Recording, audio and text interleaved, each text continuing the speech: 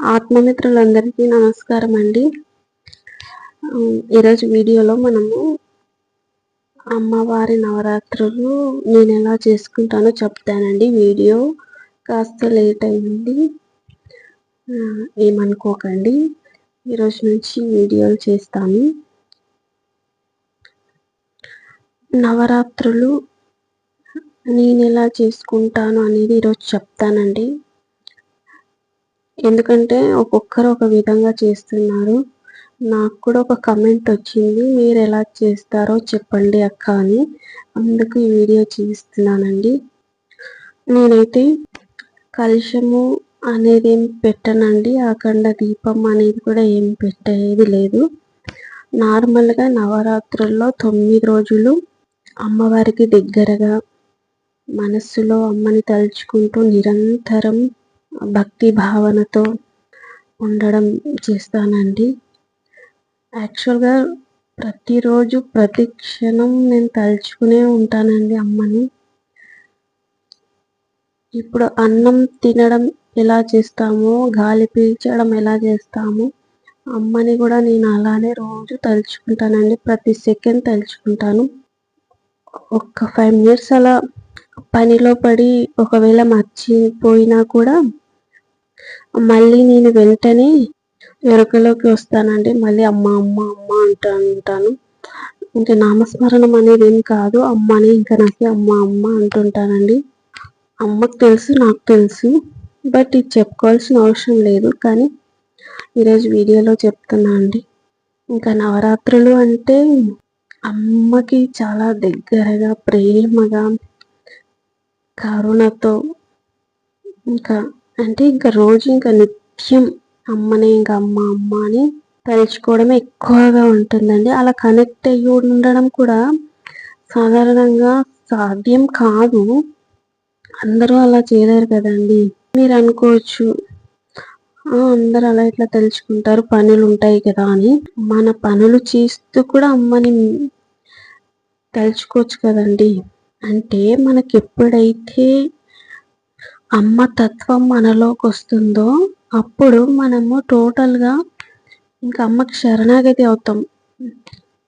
భక్తి మార్గంలో ఫస్ట్ కావాల్సింది శరణాగతి. ఆ శరణాగతి వచ్చినప్పుడు నువ్వు అంటే పనిలో ఉన్నా కూడా మనం నిరంతరము అమ్మని తలుచుకుంటూనే ఉంటాము.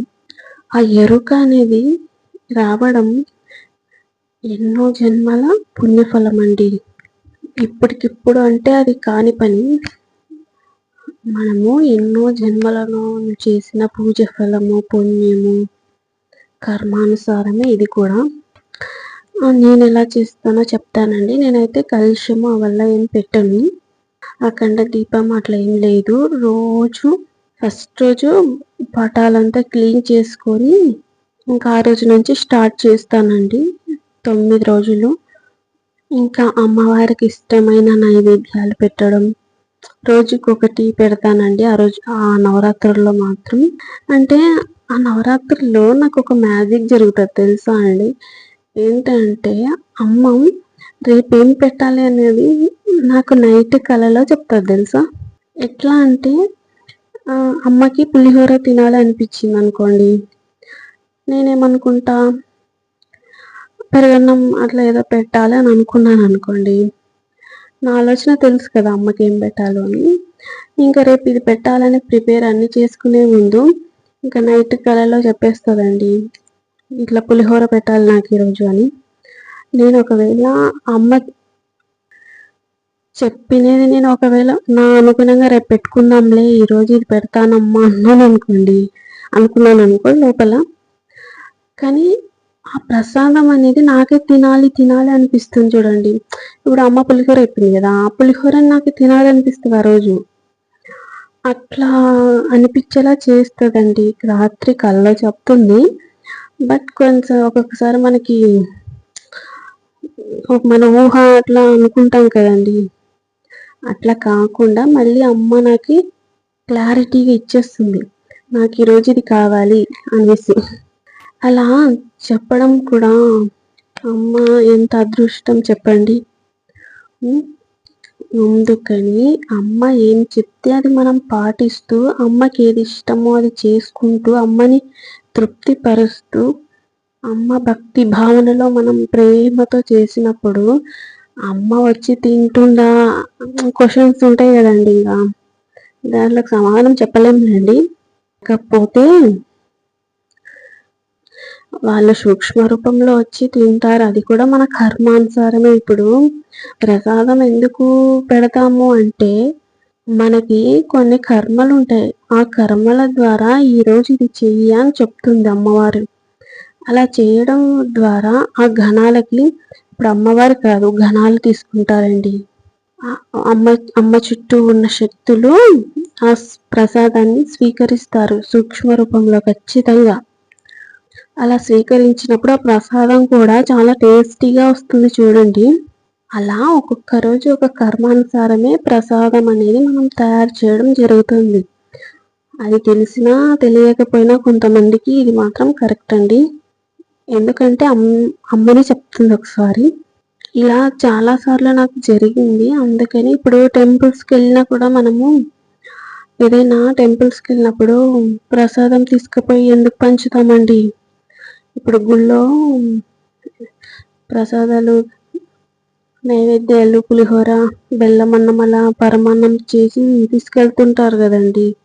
అలా తీసుకెళ్ళినప్పుడు అందరికీ పంచుతారు. అక్కడ పంచడం వల్ల వీళ్ళకున్న కర్మ అనేది అక్కడ ధ్వంసం అవుతుంది. ఇప్పుడు సాయిబాబా గుళ్ళో కూడా శనగలు ఎందుకు పంచుతారు? గురువు అనుగ్రహం కోసం కదా. అలా పంచడం ద్వారా గురు అనుగ్రహం ఎక్కువగా ఉంటుందని శనగలు పంచిస్తారు సాయిబాబా గుళ్ళో. అలానే మనకి కొన్ని దోషాలు ఉంటాయి. అవి రిమూవ్ కావడానికి మనం చేసి వండినది మాత్రమే మళ్ళీ మనమే స్వయంగా చేసి వండి అలా పంచుతారనమాట.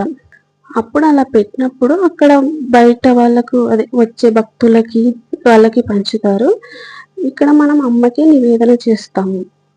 అప్పుడు మనకి కర్మధ్వంసం అనేది జరుగుతుందండి. ఇలా సూక్ష్మ రూపంలో ఉంటాయి కొన్ని, అర్థం కావు.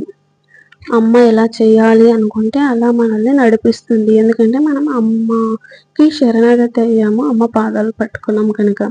అలా శరణాగతి అయినప్పుడు అమ్మ చూపు అనేది మన పైన పడుతుందండి. ఇంకా అమ్మే మన జీవితాన్ని నడిపిస్తుంది. మనది ఏమీ ఉండదు పాత్ర. అమ్మ ఎలా నడిపిస్తే అలా మనం నడుచుకుంటూ ఉంటాము. ఇంకా నేను ప్రసాదాలు చేస్తాను అలా. ఇంకా పూలు రోజుకి మాకు చెట్లు దండి ఉన్నాయండి.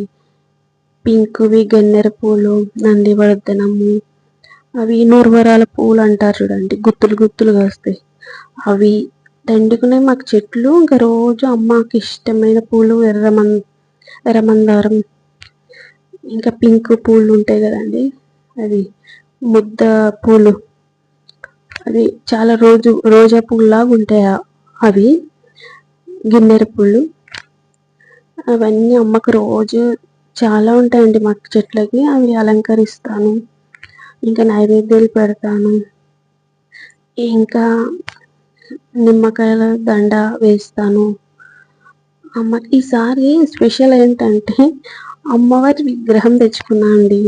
అమ్మవారే మా ఇంటికి వచ్చింది. నాకు చాలా సంతోషం అనిపించింది. అమ్మవారి చిన్న విగ్రహం తెచ్చుకున్నాను. ఈసారి స్పెషల్ అనమాట. చిట్టి గాజులు కూడా వేస్తాను. అమ్మకి బాగా పూజ చేసుకుంటున్నానండి. ఒకరోజు చూస్తానులేండి వీడియోలో. అన్నపూర్ణాదేవిగా వచ్చిందండి దుర్గమ్మ మా ఇంటికి. అసలు చాలా హ్యాపీగా ఉంది. ఈ నవరాత్రులు మనం ఎంత ఇష్టంగా ప్రేమతో ఎంత చేస్తామో అమ్మ శక్తి మన శరీరంలో అంత విడుదలవుతుంది. చాలా పవర్ఫుల్ అండి నవరాత్రులు.